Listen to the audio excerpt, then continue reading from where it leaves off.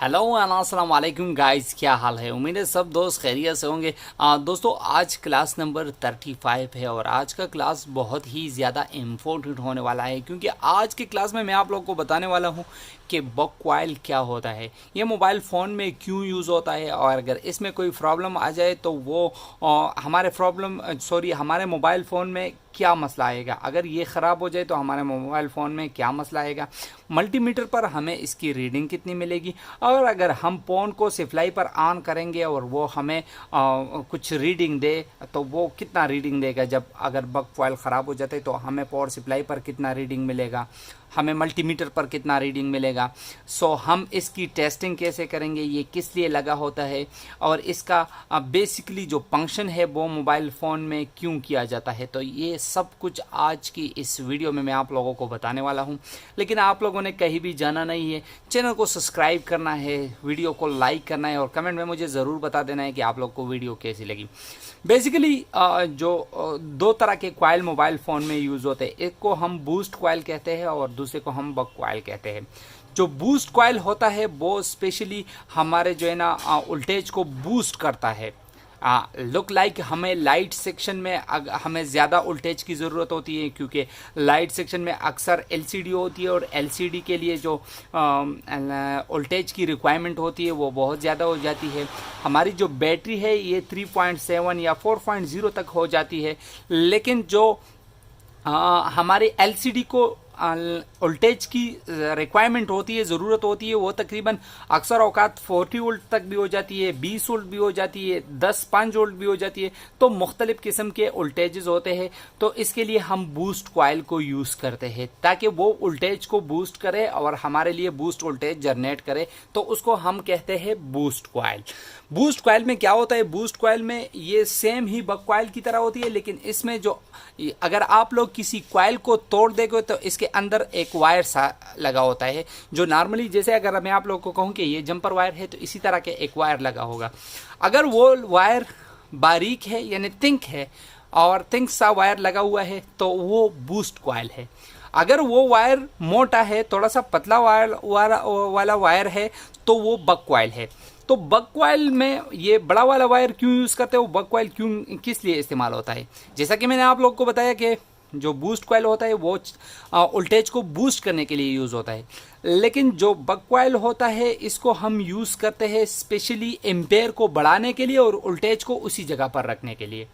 अगर हमें किसी जगह पर 2 वोल्ट की ज़रूरत है तो हमें अगर हम इसके बीच में बग कॉइल को लगा देंगे तो बग कॉइल वो क्या करेगा, एक साइड से अगर 2 वोल्ट है तो सेम दूसरी साइड से भी 2 वोल्ट होगा, लेकिन इसकी जो एम्पेयर है वो बढ़ जाएगी।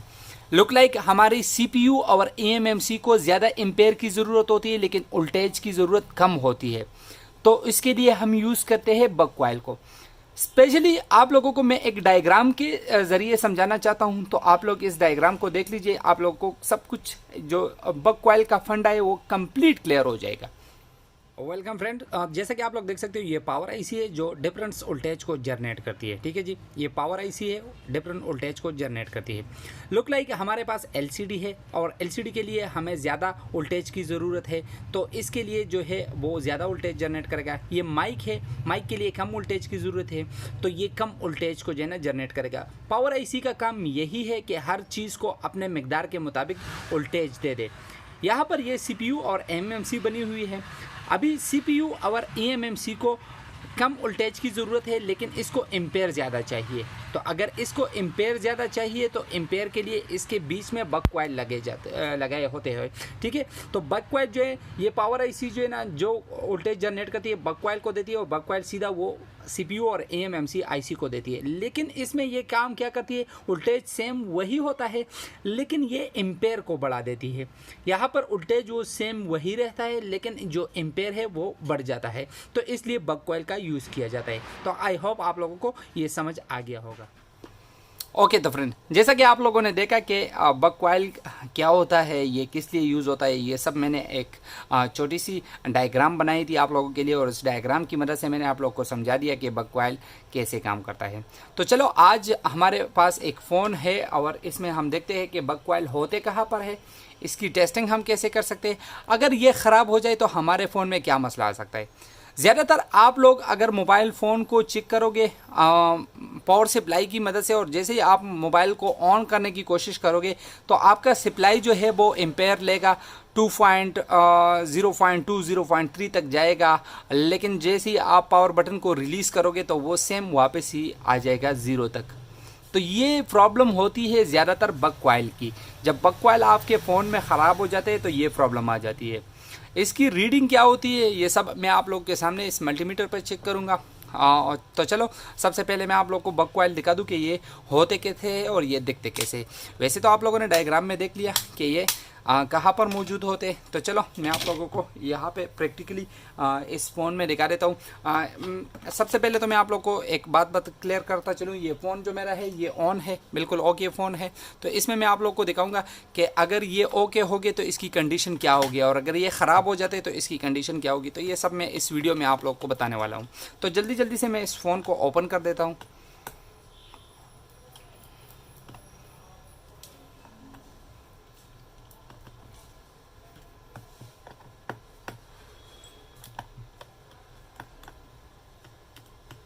ये फ़ोन स्पेशली मैंने रिपेयर किया था, ओके कर दिया था मैंने इस फ़ोन को। इसमें एलसीडी प्रॉब्लम था, लेकिन चलो इसको वापस हम ओपन कर देते हैं और आप लोग के सामने इसको चेक करेंगे ताकि आप लोग को समझ आ जाए कि ये बग कॉइल होते कहाँ पर है और इसमें क्या प्रॉब्लम आ सकती है। ठीक है जी।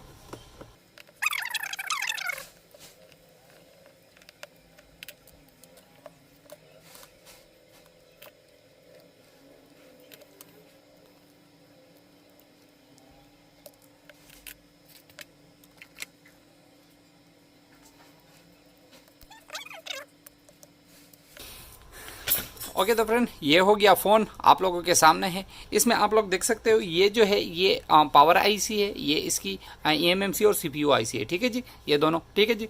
तो यहाँ पर पावर आईसी जो होती है, पावर आईसी के नज़दीक ये अक्सर औकात 2 होते हैं, 3 और 4 भी आ सकते हैं। ठीक है जी। ये बग कॉइल होते हैं ये वाले, 1 2 3 4।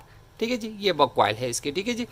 तो इसकी सबसे पहले अगर आप लोगों के पास फ़ोन आ जाए और वो पावर सप्लाई डेड कंडीशन में हो, वो पावर सप्लाई पर भी जो है ना शार्ट ना दिखाई दे, मल्टीमीटर पर भी जो है ना अगर आप लोग इसको बैटरी टर्मिनल पर चेक करोगे और शार्ट ना दिखाई दे, तो इसमें ज़्यादातर आप लोगों को चाहिए कि आप लोग जीआर रीडिंग में, यानी आप लोग जो है ना अपने मल्टीमीटर को डाइवर्ट मोड पर सेट कीजिए और इसमें जो है ना आप लोग इसकी टेस्टिंग कीजिए। इसमें अगर ज़्यादातर आजकल जो टेक्नो एनपेनेक्स वगैरह के फ़ोन आते हैं ना, तो इसमें ज़्यादातर ये शार्ट हो जाते हैं, जो कि हमें यहाँ पर बिल्कुल दिखाई नहीं देता। अगर हम इसको मल्टीमीटर पर चेक करें, पावर सप्लाई पर चेक करें, तो ये बिल्कुल दिखाई नहीं देता। लेकिन जब आप लोग इसको चेक करोगे मल्टीमीटर पर, यहाँ पर इसको जीआर रीडिंग इसकी करेंगे, तो इसमें ज़्यादातर इसमें एक जो है ना कॉइल शार्ट हो जाता है, जिसकी वजह से या ये जिस लाइन में लगी हुई है ना, ये इसके साथ कैपेसिटर वगैरह हुए है जो इसके साथ कनेक्टेड है, या ज़्यादातर ये कैपेसिटर इस साइड पर होते हैं, लेकिन इस फ़ोन में इस साइड पर नहीं है, तो इसी के पास ही आए हैं। तो अगर इस लाइन में कोई शार्टिंग है, तो आप लोग अगर इसको जो है ना जीआर रीडिंग करेंगे, यानी ग्राउंड के साथ इसकी रीडिंग करेंगे, तो आप लोग को पता चल जाएगा। अगर इसमें कोई भी शॉर्ट हुआ तो आप लोग समझ जाना कि इसी से यहाँ से ही प्रॉब्लम है। तो आप लोगों ने इसकी जीआर रीडिंग कैसी करनी है, तो सबसे पहले आप लोगों ने अपने मल्टीमीटर को डाइवर्ट मोड पर रखना है और इसको ऑन करना है। ठीक है जी। इसको ऑन करने के बाद आप लोगों ने रेड प्रोब को ग्राउंड करना है और ब्लैक प्रोब से इसके दोनों साइड पर इसकी टेस्टिंग करनी है। तो दोनों साइड पर आप लोगों को वैल्यू मिलनी चाहिए। अगर एक साइड पर भी बीप साउंड आ रहा है तो आप समझ जाना कि ये शॉर्ट है। ठीक है जी। तो ये सॉरी ये आप लोग देख सकते हो। ठीक है जी। इस साइड पर आप लोग देख सकते हो ये भी सेम है। अगर हम इसमें चेक करेंगे तो ये भी सेम है। सेम इसी तरह हम इधर आते हैं तो ये भी सेम है। ठीक है जी। तो दोनों साइडों पर आप लोगों को वैल्यू ही मिलती रहेगी। तो ये है इसकी जीआर टेस्टिंग, तो आप लोग कर सकते हो। ओके तो ये तो था इसकी जीआर टेस्टिंग, यानी ग्राउंड टेस्टिंग इसकी इसी तरह करते हैं। तो अगर इसमें कोई भी कॉइल अगर शॉर्ट हुआ तो आप लोग को पता चल जाएगा कि ये फ़ोन इसी की वजह से डेड है। एक तो ये कंडीशन हो गई। दूसरी ये कंडीशन हो गई, अगर आप लोगों का फ़ोन जैसे आप पावर बटन को प्रेस करते हो एम्पेयर लेता है, लेकिन जब जैसे आप पावर बटन को रिलीज़ करते हो वापस छोड़ देते हो तो एम्पेयर जो है पावर सप्लाई की बिल्कुल ज़ीरो हो जाती है। तो इसमें ये होता है कि इसमें ये बक कॉइल ख़राब हो सकती है। तो उस कंडीशन में आप लोगों को इसकी हॉट टेस्टिंग करनी होगी। तो हॉट टेस्टिंग के लिए सबसे पहले आप लोगों ने अपने मल्टीमीटर को 20 वोल्ट डीसी रेंज पर सेट करना है। ये वोल्ट और ये सीधा लाइन और इसके नीचे जो 3 डॉट्स है, इसका मतलब ये है कि ये डीसी, यहाँ तक हम इसमें डीसी चेक कर सकते हैं। अगर आप लोग मल्टीमीटर के बारे में ज़्यादा नहीं जानते तो इसके लिए मेरे चैनल पर एक वीडियो मौजूद है जिसमें मैंने कंप्लीट डिटेल के साथ बताया है कि मल्टीमीटर को किस लिए यूज़ करते हैं और ये इसका इस्तेमाल कैसे होता है। तो सबसे पहले मैं अपने मल्टीमीटर को डीसी 20 वोल्ट पर सेट कर देता हूँ और फ़ोन के साथ हम चार्जर को कनेक्ट करेंगे, ठीक है जी, या बैटरी को या चार्जर को। लेकिन यहाँ पर अभी हम बैटरी को कनेक्ट नहीं कर सकते तो इसलिए हम चार्जर को कनेक्ट करेंगे। चार्जर को कनेक्ट करने के बाद हम इस तरह करेंगे कि हम इसकी हॉट टेस्टिंग करेंगे। तो इसमें आपको वैल्यू मिलनी चाहिए 1.5 से लेकर 3.5 तक आपको वैल्यू मिलेगी। इससे कम नहीं होनी चाहिए, इससे ज़्यादा भी नहीं होनी चाहिए, ठीक है जी। तो ये मैंने रख दिया है ग्राउंड पर।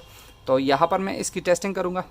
तो ये आप देख सकते हो 1.0 यानी 1.08 वोल्ट आपको मिल रहा है।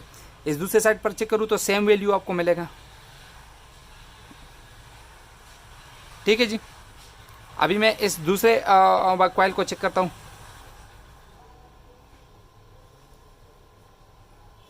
यहाँ पर ये मल्टीमीटर थोड़ा सा ये 1.18, ठीक है जी। इस दूसरे साइड पर ये सेम वैल्यू मिलेगा और यहाँ पर मैं इस वाले में चेक करूँ तो 1.18 वैल्यू आपको मिल रही है। इस लास्ट वाले पर मैं चेक कर रहा हूँ तो इसमें शायद ज़्यादा वैल्यू होगी।